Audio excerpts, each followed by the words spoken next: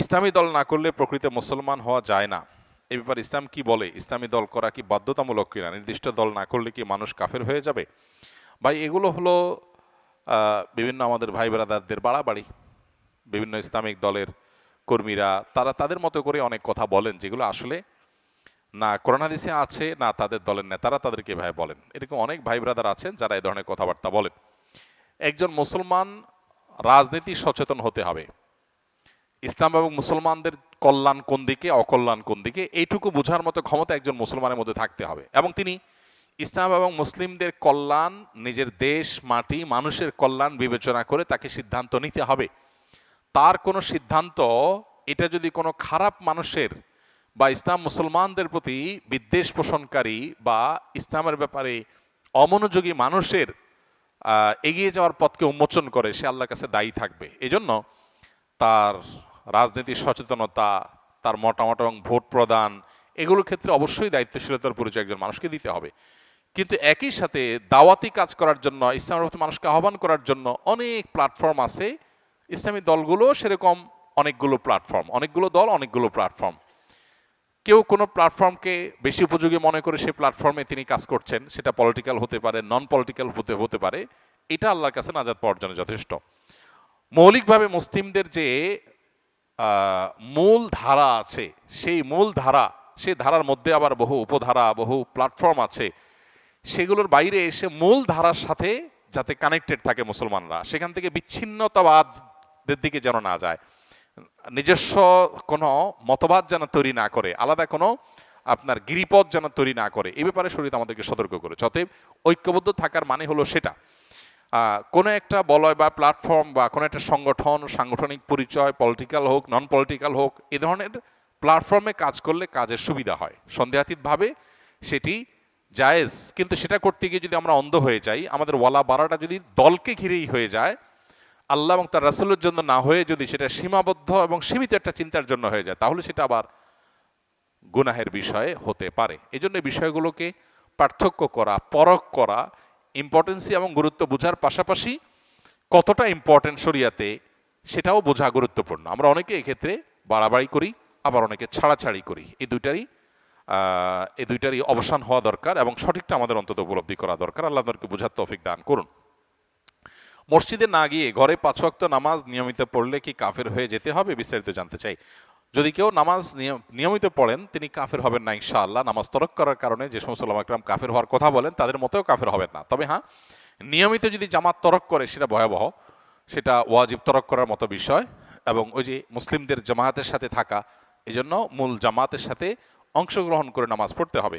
এমনকি মসজিদে ইমাম সাহেব বা মসজিদের লোকজন যদি কিছুটা বেদাতেও লিপ্ত থাকে, ইসলামের গণ্ডিতে খারিজ নাও হয়, বিকল্প পথ না থাকলেও জামাতের সাথেই মসজিদে হাজির হয়ে জামাতে নামাজ পড়া উচিত। হাজ্জাজ ইবনে ইউসুফ জালেম ছিল, তারপরও তার সাথে কিন্তু সাহাবা একরাম তার পিছনে নামাজ পড়েছেন। ওহাবি ও সুন্নির মধ্যে পার্থক্য কি?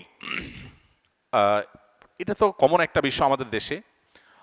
সৌদি আরবের আব্দুল হাব নজদির অনুসারী যারা, বিশেষ করে যারা বেদাত এবং শিরকের ব্যাপারে একটু বেশি কঠোর এবং সচেতন, আমাদের সমাজে তাদেরকে ওয়াহাবি বলে মানুষ চিনে।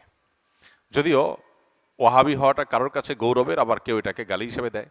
আবার এর বিপরীতে যারা আহলে সুন্নাল জামাতের অনুসারী বলে দাবি করেন নিজেদেরকে, তারা নিজেদেরকে সুন্নি হিসাবে পরিচয় দেন।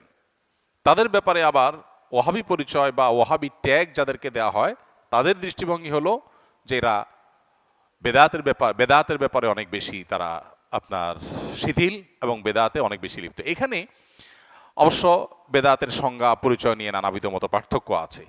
এটা এমন একটা বিষয় যে এগুলো চাইলেই আমরা এই বাউন্ডারিগুলো দূর করে ফেলবো, এই ওয়ালগুলো দূর করে, দূরত্বগুলো দূর করে সব একাকার করে ফেলবো, সম্ভব না। তবে হ্যাঁ, কোনো মুসলমানের মধ্যেই মৌলিক কিছু বিষয় আছে যেগুলোতে কোনো পার্থক্য বা ভিন্নমত থাকার সুযোগ নেই। এর ভিতরে একটা হলো আমরা কিতাবুল্লাহ এবং সুন্নাতে রাসূলুল্লাহর অনুসরণ করব, এর মধ্যেই নাজাত, এটাই হলো সেফ এবং নিরাপদ পথ। অতএব আমরা যত বেশি সুন্নাহর কাছাকাছি থাকবো বা সুন্নাহর উপরে থাকবো, তত বেশি আমরা নিরাপদ থাকবো ইনশাআল্লাহ। কিয়ামতের আগে বহুবিধ দল এবং ফেরকা তৈরি হবে। নবী সাল্লাল্লাহু আলাইহি ওয়াসাল্লাম বলেছেন, কুল্লুহুম ফিন্নার ইল্লা মিল্লাতুন ওয়াহিদা। এর মধ্যে একটা ফেরকা নাজাত প্রাপ্ত হবে। তারা কারা? তারা হলো মা আনা আলাইহি ওয়া আসহাবি, নবী সাল্লাল্লাহু আলাইহি ওয়াসাল্লাম তার সাহাবীরা যে পথে ছিলেন। বাস আমরা নবী সাল্লাল্লাহু আলাইহি ওয়াসাল্লাম এই কাজটা এভাবে করেছেন কিনা, করতে বলেছেন কিনা, সেটাকে আমরা আমাদের অবলম্বন হিসেবে গ্রহণ করলে এটাই হবে আমাদের জন্য নিরাপদ। ট্যাগ, নাম যাই দেয়া হোক না কেন, অতএব সেটা হলো আমাদের কাছে মুখ্য এবং মূল বিষয়। আমি একজন তরুণ, বর্তমান প্রেক্ষাপটে সামান্য বেতনে চাকরি করি। আমার ছোটবেলা থেকে সামান্য বাক প্রতিবন্ধী হওয়া সত্ত্বেও আমার পড়াশোনা শেষ করেছি।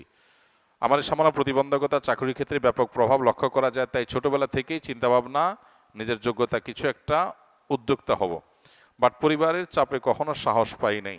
পরিবারে কোনোভাবেই নিজে কিছু একটা করব মেনে নেয় না। তারা চায় আমি যেন সবসময় চাকরি করি, বলে সামান্য বা কম বেতনে হলেও অন্য দিনে চাকরি করো। কিন্তু বর্তমান প্রেক্ষাপটে আমার প্রতিবন্ধকতা থাকা সত্ত্বে সামান্য বেতনে বউ বাচ্চা নিয়ে সংসার চলে না। মূল প্রশ্নটা কি? আমার প্রশ্ন হলো, আমি যদি পরিবারের কথা অমান্য করে বা না শুনে নিজেই কোনো কিছু শুরু করি, তাহলে পরকালে আল্লাহর কাছে আমার জবাবদিহি করতে হবে কিনা? দেখুন, এটা তো খুব কমন একটা বিষয় এবং সহজ একটা বিষয়। মানুষ যখন প্রাপ্তবয়স্ক হয়ে যায়, সুস্থ মস্তিষ্ক সম্পন্ন হয়ে যায়, তখন পরিবারের পরামর্শ মানতে সে বাধ্য না। তবে যদি তার নিজের বিবেক বিবেচনার চাইতে পরামর্শ যারা দিচ্ছে তাদের বিবেক বিবেচনা বেশি গুরুত্বপূর্ণ মনে হয়, ভালো মনে হয়, ডিপ মনে হয়, এবং সবাই পরামর্শ দেয়, তাহলে সেটাকে আমলে নেওয়া উচিত। মুসলমান পরামর্শকে গুরুত্ব দেওয়া উচিত, কিন্তু সে বাধ্য না। প্রাপ্তবয়স্ক মানুষ, সে কি ব্যবসা করবে না চাকরি করবে তার ব্যাপার। তবে হ্যাঁ, আবেগের কারণে আমি ভুল ডিসিশন নিতে পারি, সেক্ষেত্রে যে বিষয়ে কাজ করব সে বিষয়ে অভিজ্ঞদের সাথে পরামর্শ করে ডিসিশন নেব। এক্ষেত্রে পরিবারের সাথে আপনার ভিন্নমত হলে আশা করা যায় আল্লাহর কাছে আপনার কোনো দায় থাকবে না। তবে মা বাবা বা বড় ভাই থাকলে এরকম কেউ পরামর্শ তাদের সাথে বেয়াদবি যেন না হয় সেদিকটা খেয়াল রাখতে হবে।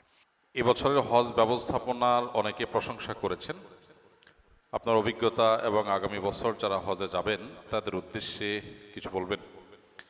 আলহামদুলিল্লাহ, এটা সত্য যে এবছর সৌদি আরবের কর্তৃপক্ষ তাদের হজ ব্যবস্থাপনাকে তারা অন্য যে কোনো বছরের চাইতে ভালো করেছে। এটা সত্য, আমার চোখেও সেটি ধরা পড়েছে। এমনকি হজের যে দুইটা পার্ট, বাংলাদেশ পার্ট, সৌদি আরব পার্ট, উভয় পার্টের ব্যবস্থাপনাই বেশ ভালো ছিল। বাংলাদেশ পার্টির ব্যবস্থাপনা অবশ্য বেশ কয়েক বছর ধরেই ভালো হচ্ছে। বিগত আমলের শেষের দিকে এসে হজ ব্যবস্থাপনা তুলনামূলকভাবে ভালো হয়েছে, যার কারণে একসময় প্রচুর পরিমাণে মানুষ হজের টাকা জমা দিয়ে প্রতারিত হতো, যেতে পারতো না, হজ ক্যাম্পে গিয়ে কান্নাকাটি করে ফিরে আসতে হতো। এই দৃশ্যগুলো আর এখন দেখা যায় না বেশ কয়েক বছর যাবত। এটা ভালো। তো তার মধ্যে আবার এই বছর আলহামদুলিল্লাহ তুলনামূলকভাবে হাজিদের হয়রানি অথবা পেরেশানি তুলনামূলকভাবে কম হয়েছে বিগত বছরগুলোর সাথে কম্পেয়ার করলে। আর সৌদি আরবের পার্ট যেটা, ওখানকার যে হজের কার্যক্রম, সেটা আলহামদুলিল্লাহ সৌদি সরকার তুলনামূলকভাবে বিগত যে কোনো বছরের চাইতে বছর খুব ভালোভাবে হ্যান্ডেল করেছে, যার কারণে ভোগান্তি কম হয়েছে। বিশেষ করে অতিরিক্ত গরমে ভিড়ে মানুষ মৃত্যুর যে হার, সেটা বেশ খানিকটা কম, অনেক কম, যার কারণে সব মিলিয়ে প্রশংসা করার মতো একটা পর্যায়ে আসছে। এবং এখান থেকে বোঝা যায় যে কর্তৃপক্ষ চাইলে হজ ব্যবস্থাপনাকে আরও সুন্দর করা সম্ভব, আরও সুষ্ঠু করা সম্ভব। তো আমরা আশা করব সেটা তারা অব্যাহত রাখবে, এবং হজ যদিও কষ্টকর একটা সফর, তারপরও এটা যেন তুলনামূলকভাবে মানুষের জন্য কম কষ্টের হয়, তুলনামূলকভাবে মানুষের জন্য যেন সহনীয় হয়, সেই জন্য তারা যথাযথ ব্যবস্থা গ্রহণ করবেন। তারা আন্তরিক হলে এবং সিরিয়াস হলে আসলে আরও অনেক ডেভেলপমেন্ট করা সম্ভব। আল্লাহ তাদেরকে সেই তৌফিক দান করুক, আমরা দোয়া করি। এবং সামনের বছর যারা যাবেন বা অন্য যে কোনো বছর যারা হজে যাবেন, আমার পরামর্শ হলো যে জীবনে যখনই হজে যাওয়ার তৌফিক হবে ইনশাআল্লাহ, হজে যাওয়ার আগে যথাযথভাবে বারবার একাধিকবার প্রশিক্ষণ নেবেন। যত বেশি প্রশিক্ষণ নেবেন, জানবেন, শিখবেন এবং সময় দিবেন, তত বেশি ইনশাআল্লাহ হজটা সুচারুরূপে, সুষ্ঠুভাবে, সুন্দরভাবে সম্পন্ন করা সম্ভব হবে। আমরা অনেকেই সরাসরি হজে চলে যাই, প্রপার ট্রেনিং বা প্রশিক্ষণ নেই না। এর ফলে যেটা হয় যে দুঃখ নিয়ে আমাদেরকে ফিরে আসতে হয়, কারণ দেখা যায় বড় বড় মেজর ভুল করে আমরা চলে আসি। তো এই জন্য হজের সফর সহজ হওয়ার জন্য, পুরো সফরের কার্যক্রমগুলোকে সহজতর করবার জন্য প্রশিক্ষণের কোনো বিকল্প নেই। যারা অভিজ্ঞ, তাদের অভিজ্ঞতার আলোকে যে প্রশিক্ষণগুলো হয়ে থাকে, সেই প্রশিক্ষণগুলো আমরা গ্রহণ করবো ইনশাআল্লাহ। আসুন্নাহ ফাউন্ডেশন থেকে প্রতি বছরই হজযাত্রীদের উদ্দেশ্যে প্রশিক্ষণ নিবেদন করা হয়, এবং আলহামদুলিল্লাহ সে সমস্ত প্রশিক্ষণে হাজার হাজার মানুষ অংশগ্রহণ করে। যে এজেন্সিতে যাক না কেন, এই প্রশিক্ষণ আসুনা ফাউন্ডেশন থেকে সম্পূর্ণ ফ্রি উপস্থাপন করা হয়ে থাকে। অতএব যারা হজে যাবেন তারা ফাউন্ডেশন ট্রেনিং হোক বা অন্য কোনো ট্রেনিং হোক, সেই ট্রেনিংগুলোতে ইনভলভ হবেন এবং প্রশিক্ষণ নিয়ে যাবেন। ইনশাআল্লাহ আপনার ইবাদতটাও ফলপ্রসূ হবে, সফরটাও সহজতর হবে ইনশাআল্লাহ।